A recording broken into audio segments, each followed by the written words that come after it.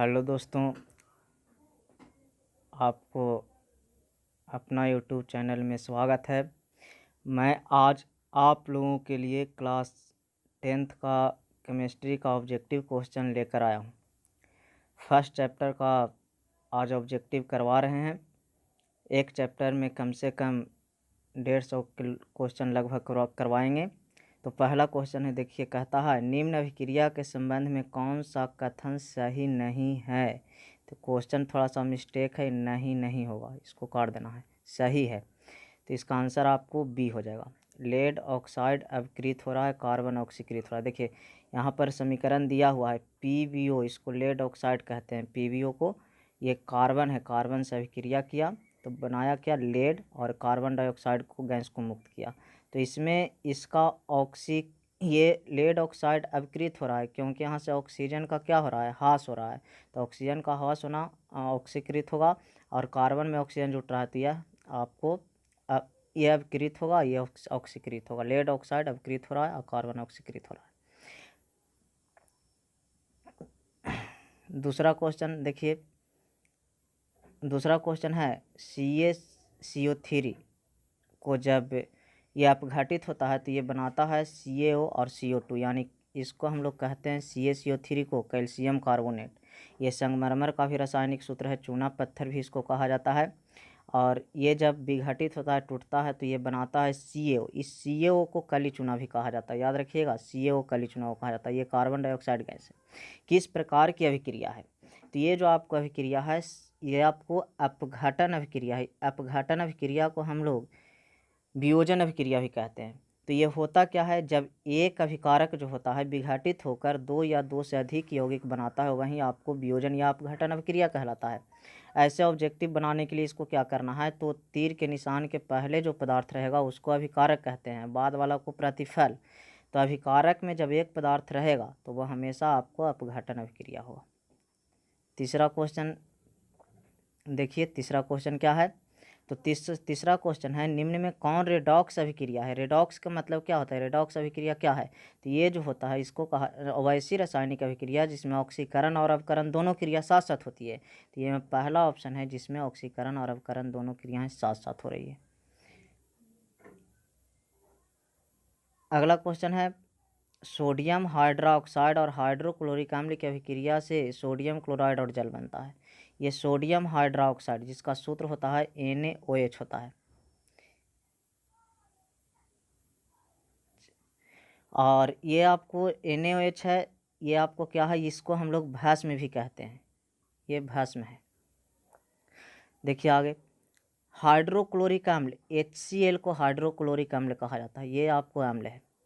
ये दोनों को आपस में अभिक्रिया कराया जाता है तो बनता है क्या, ये सोडियम क्लोराइड बनता है, जिसको हम लोग क्या कहते हैं, NaCl कहते हैं। और क्या बनता है, जल बनता है।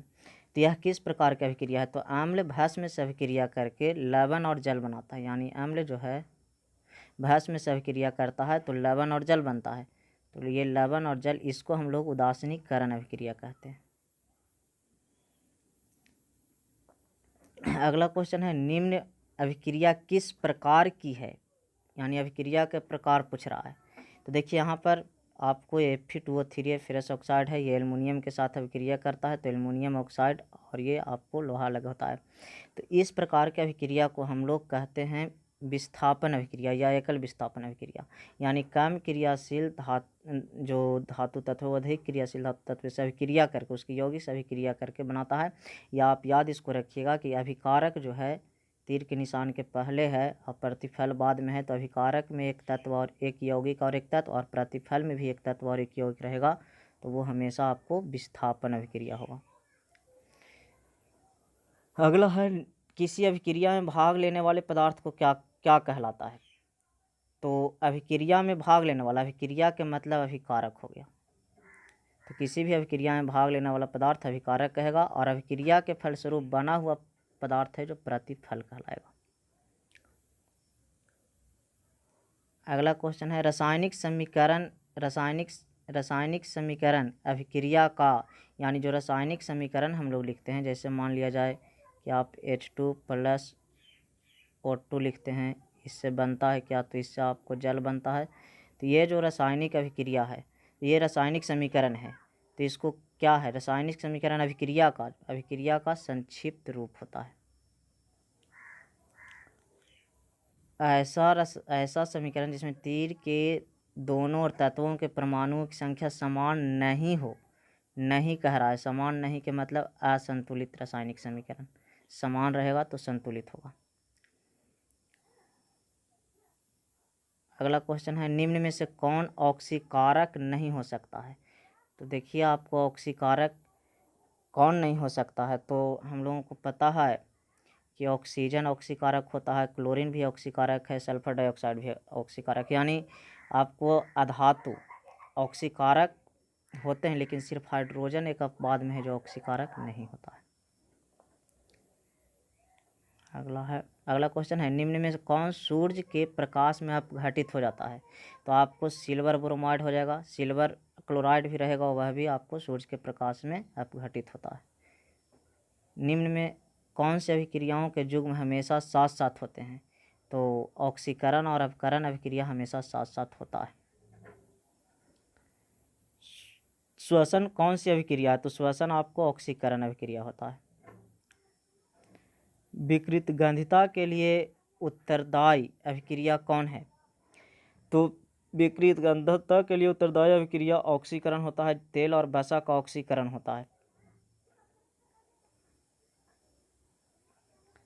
निम्न में कौन ऑक्सीकरण नहीं है। ऑक्सीकरण नहीं है तो अवक्षेपण, क्योंकि दहन ऑक्सीकरण होता है, श्वसन ऑक्सीकरण होता है, भोजन का पचना भी ऑक्सीकरण है।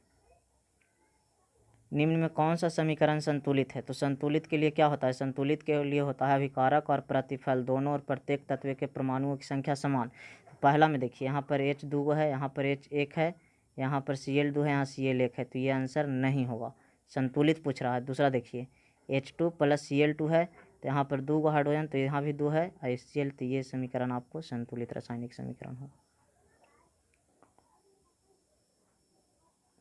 निम्न में कौन समीकरण असंतुलित है। असंतुलित का मतलब क्या, असमान। तो देखिए किस में असमान है, यहाँ पर 2 गो, यहाँ पर देखिए पहला में देखिए F इधर एगो है, इधर एगो है, इधर Cl 2 गो है, इधर Cl 3 गो है, यानी इसमें असमान है, तो ये आपका आंसर हो जाएगा 3। इधर भी क्लोरीन 3 होना चाहिए था, 3 नहीं है। निम्न में कौन सी अभिक्रिया उत्कर्मणीय है। उत्कर्मणीय का मतलब दोनों तरफ से होने वाला अभिक्रिया, यानी तीर के निशान के मुंह एक तरफ इधर, एक बार इधर, एक बार इधर, दोनों रहेगा तो वो उत्कर्मणीय अभिक्रिया होगा। निम्न में कौन अभिक्रिया का लक्षण नहीं है। अभिक्रिया में रंग परिवर्तन होता है। रासायनिक अभिक्रिया के आपको लक्षण होता है रंग परिवर्तन, गैसों का निकलना, अवक्षेप का बनना, अभिकारकों का तापक्रम स्थिर रहना, ये रासायनिक अभिक्रिया का लक्षण नहीं है। निम्न में कौन सी सूचना रासायनिक समीकरण से प्राप्त नहीं होती है। प्रतिक्रिया के रंग, प्रतिफलों के मूलों का अनुपात, अभिकारकों के सूत्र, अभिकारकों में उपस्थित परमाणु। प्रतिक्रिया के रंग का पता नहीं चलता है, यानी किस प्रकार के प्रक्रिया ही पता नहीं चलता है। रासायनिक समीकरण को उपयोगी बनाने के लिए निम्न में से कौन उपयुक्त नहीं है। यहाँ कह रहा है उपयुक्त नहीं है, तो भौतिक अवस्था का निरूपण करना जरूरी है। इससे पता चलता है कि अभिक्रिया ठोस रूप में है या द्रव रूप में या गैस रूप में। ऊष्मा को दर्शाना भी जरूरी होता है, अपक्षेप को दर्शाना भी जरूरी होता है, सूत्रों को मातृभाषा में लिखना